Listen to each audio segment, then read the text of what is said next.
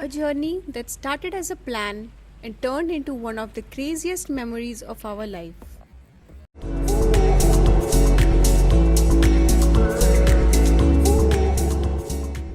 We are starting a 3-day boat expedition from Coron to El Nido in Philippines. For the next 3 days, our home was going to be a boat, no hotels, no signal, just islands and beautiful sunsets. This wasn't just a tour, it felt like a little life we lived for 3 days. Waking up in middle of the sea, swimming in places we couldn't even pronounce, and watching sunsets that didn't feel real.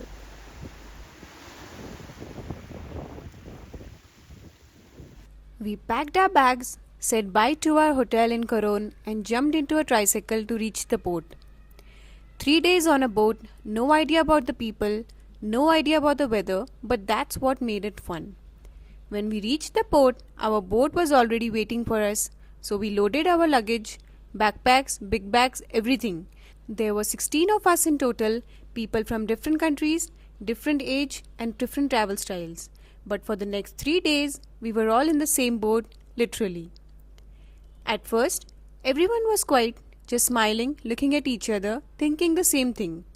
Then the staff gathered us for a small briefing. They explained the route, the safety rules, and how the next 3 days would look. They also introduced themselves, the captain, the crew, the cook, and they welcomed us to the expedition. At that moment, it finally felt real. This wasn't just a boat ride, it was an adventure starting. Julius and Dodong. And our anchorman, so we have Lantoy is here. And James is there as well, guys.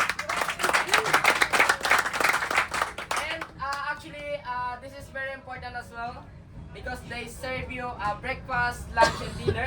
It's our chef, but they are busy already at the back. Yeah. As the boat started moving, Koro slowly disappeared behind us. The town, the noise, the internet, everything felt far already.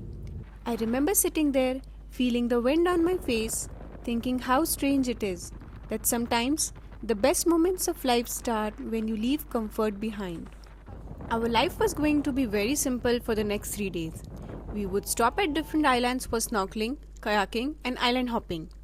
Have lunch in the middle of the sea, and every night our boat would stop at a small island where camps were already set up for us to sleep.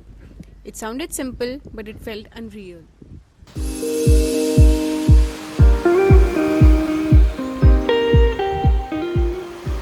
Our first stop was an island with the most beautiful sea view. If you climb just a few steps, you can see the ocean stretching endlessly in front of you. The water near the shore was very shallow, so the boat couldn't go all the way in. Some of us were swimming to the island and some were dropped by kayak. And that was our first real welcome to the sea. We snorkeled around the island and it felt like we were inside a painting.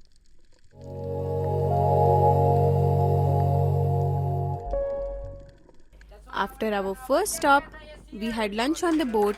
We had already requested vegetarian food beforehand, and every day they made sure we had proper veg options. So sitting on a moving boat eating lunch with nothing but blue waters around us. Our second stop was for jumping straight into the water and snorkel again. At this point, we were not even scared anymore. We were just excited to jump. In the third island, we kayaked till the shore to an empty island, and there was a volleyball court set up. A few other travelers from different boat was playing the volleyball, so we joined them and enjoyed the game. Our last stop was the island where we would spend the night. Once again, we had to swim till the shore, and then our luggage was carried by the kayaks and the other staff members. At the campsite, there were 2 washrooms for all of us. Get freshened up and started to roam around enjoying the sunset of the beautiful island. There were no one else apart from the 16 of us and the staff members. Then at night, they had karaoke set up for us to enjoy and sing and then party along.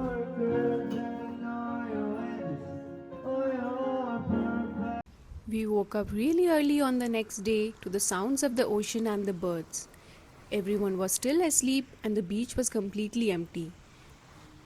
We just walked along the shore and watched the sunrise from the other side of the camp. The sky was changing colors, and it was one of those moments where you don't say anything, just sit and watch. We made some coffee, sat on the sand, and felt the breeze on our faces. After breakfast, we went to the boat to start our second day. And the plan was again very simple: swim, eat, sleep, and repeat.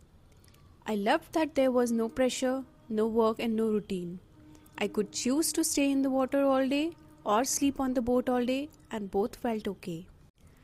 Our first snorkeling spot on the day 2 was the most beautiful one for the entire trip. The corals were really colorful and there were so many fishes. I remember floating there not wanting to come out at all. This was the best snorkeling spot of our whole journey. On our second stop for the day, we saw the bluest beach and the color of the water was just insane.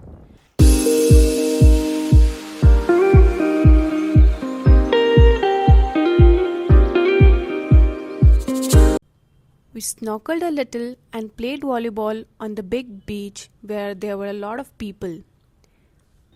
Then it was time for lunch again. And finally, we got some spicy food to satisfy our Indian taste buds. The third stop for the day had to be skipped because the sea was very rough and we could not approach the beach. So instead, everyone just relaxed on the boat.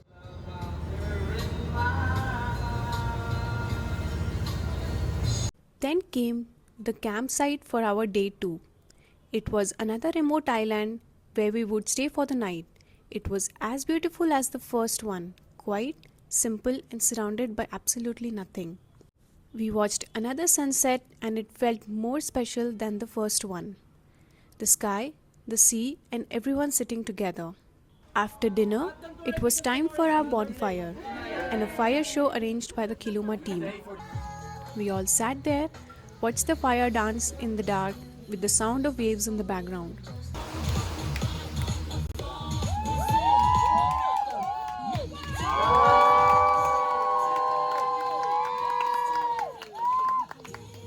Then came party time. And how can Indians party without Bollywood music? So we made sure everyone danced with us.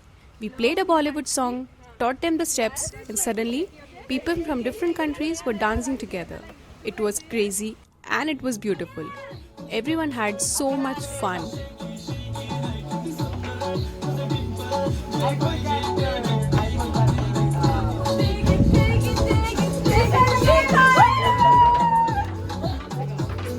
After partying hard last night, we had a really good night's sleep and woke up to another slow morning. Today was going to be the last day of the tour. I was a little sad but also excited for what was still left. We boarded the boat again and had breakfast on the boat today. Then we started our journey towards the last 3 remote islands for swimming, snorkeling, and kayak. Our first stop was another beautiful snorkeling spot, but before that, we jumped our hearts out. It was so much fun and so much contagious. One person jumped, then the another, and suddenly everyone wanted to jump. There were stunts, laughter, and zero fear left. We had a great time jumping into the ocean and swimming our hearts out. The second stop was the one everyone was waiting for. It was turtle time. We love turtles from our heart, and in every country we visit, turtle watching is a must for us. Seeing them here swimming so peacefully felt really special. After the turtles, it was time for the last stop of the trip, and that's when I started feeling really sad. I had never felt this carefree in a long time, and I had pushed myself out of the comfort zone in many ways I didn't even realize. As the trip was ending, the burdens of the real world slowly started coming back. But we still did our final swim and then had lunch on the boat. It was the last meal of the trip with all the team. And after that, everyone slowly started packing their bags, getting ready to reach El Nido. Saying goodbye to everyone was the hardest part. 3 days ago, we were strangers, and now it felt like leaving your friends behind. I think Keeloma team knew everyone would be sad, So they welcomed us with a traditional Filipino dance. The colors, the music, the energy, it all brought life back into us. They also took us to El Nido town in an authentic Filipino truck, and that made the ending feel complete. It didn't feel like just transport, it felt like part of the experience. These were the best 3 days of my life. From Coron to El Nido, this wasn't just a trip, it was a feeling I'll carry forever in myself. If you have been thinking about doing this expedition, I just want to say go for it. Not because it's perfect, but because it makes you forget everything else for a while. And sometimes that's exactly what we need. If you like this video, don't forget to like, share, and comment. And if you love travel stories like this, don't forget to subscribe to my channel.